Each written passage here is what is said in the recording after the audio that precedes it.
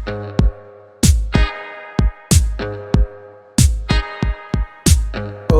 so hey guys, welcome back to Code Space. Myself Shugayu, and let us continue the DSA bootcamp.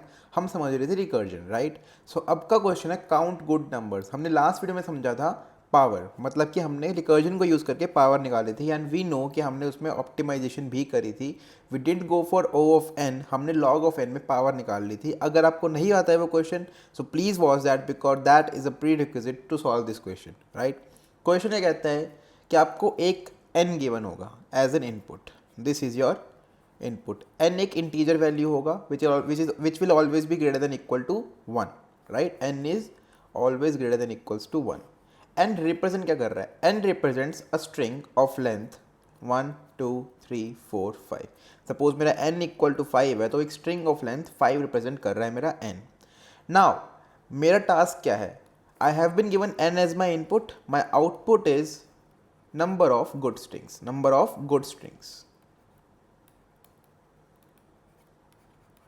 Good strings की definition क्या बोलता है question? So question कहता है कि as we know कि there are indexes in a string, right? So this is my index 0, this is my index 1 2 3 4 respectively, right? Now I can figure out कि यहाँ पे कुछ इंडेक्सेस इवन है और कुछ इंडेक्सेस ऑड है. इवन कौन कौन से हैं? 0 2 4, एंड ऑड कौन कौन से हैं? 1 and 3. So the question wants me कि मैं हर ऑड इंडेक्स पे एक प्राइम नंबर और हर इवन इंडेक्स पे एक इवन नंबर रखूं. मतलब कि 0 2 4 पे 0 2 4 6 8 इन सब में से कोई भी डिजिट आ सकती है. सिमिलरली 1 और 3 वाले इंडेक्स पे 2 3 5 7 इन चारों में से कोई भी डिजिट आ सकती है, right? So I can do something like this कि मैं यहाँ पे 0 रख दूँ, यहाँ पे 2 रख दूँ, यहाँ पे 4 रख दूँ, या फिर किसी भी ऑर्डर में 0 ट्रिपल 2 भी कर सकता हूँ मैं, राइट? ट्रिपल 0 भी कर सकता हूँ मैं, कुछ भी कर सकता हूँ. एंड सिमिलरली 2 3 5 7 की जगह कुछ भी रख सकता हूँ, राइट? सो मेरी कंडीशन काफ़ी क्लियर है कि मेरे को ऑड इंडाइसिस पे सिर्फ और सिर्फ ऑड नंबर रखने हैं और इवन इंडाइसिस पे सिर्फ और सिर्फ इवन नंबर रखने हैं, right? Now how to solve this question? तो ब्रूट फोर्स तो काफ़ी सिंपल है, बट वो काफ़ी टीडियस है. ब्रूट फोर्स क्या बोलेगा हमको इसमें? Let me change my ink. Brute force, so brute force is very simple, right? Brute force बोलेगा कि आपके पास 5 लेंथ की स्ट्रिंग है, राइट?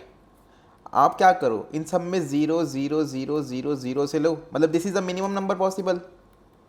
मैक्सिमम नंबर कितना हो जाएगा? 9 9 9 9 9.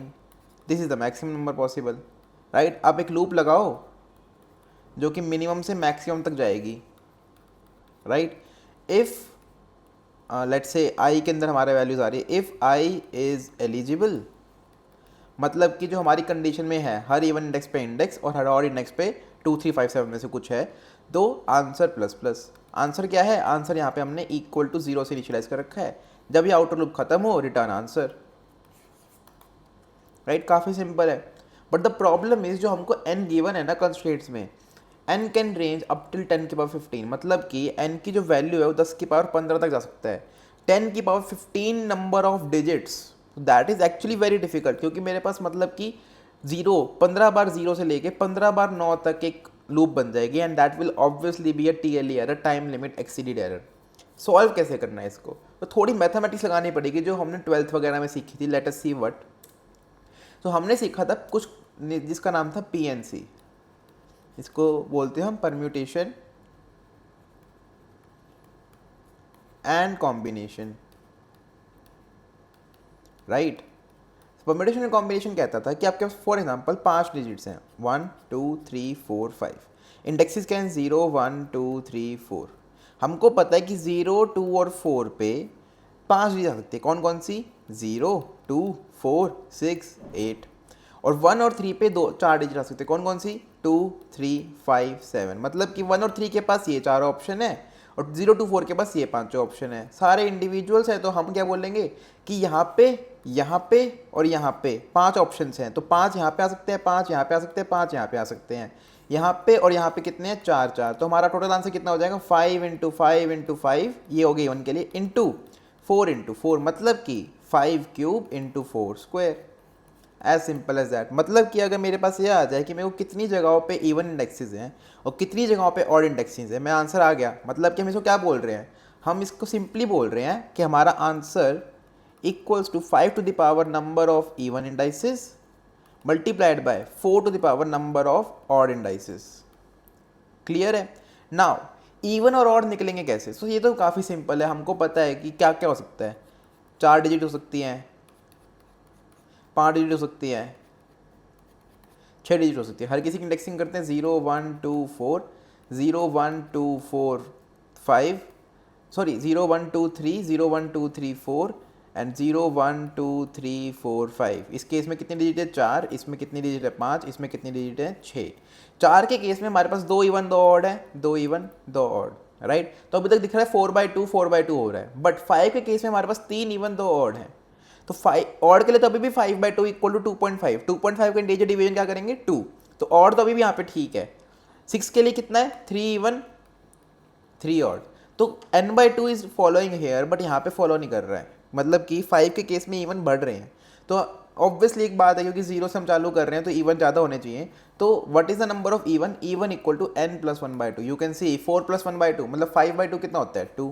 5 + 1/2 3, 6 + 1/2 3, right. So even equal to n + 1/2 and odd equals to n/2, right.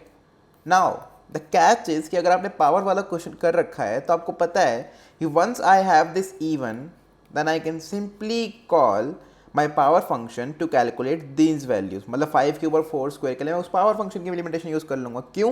क्योंकि वो मेरे को log n में आंसर दे रहा है, मेरे को वो log n में आंसर देना है, राइट। सो मेरा आंसर की टाइम कॉम्प्लेक्सिटी कितनी हो जाएगी? It would be equals to o of log of n + 1/2 plus log of n/2, right, which will be equals to O of log n,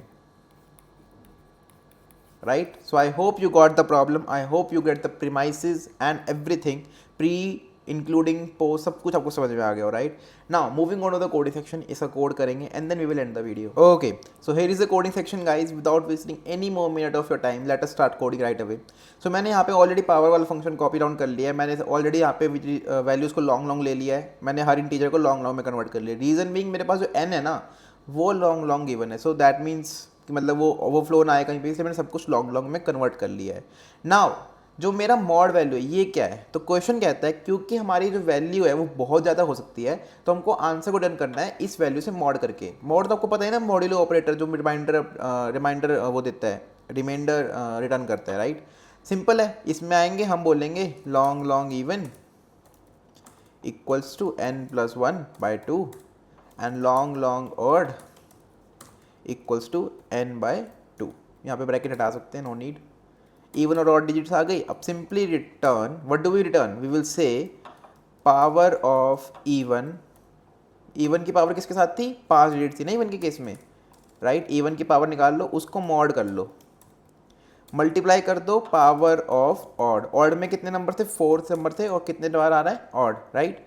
modulo mod, जब multiply कर लो उसका देखो और बार मॉड्यूलो मॉड ले लो, ताकि ओवरफ्लो सारा जितना भी हो सब कुछ रिमाइंडर हो जाए।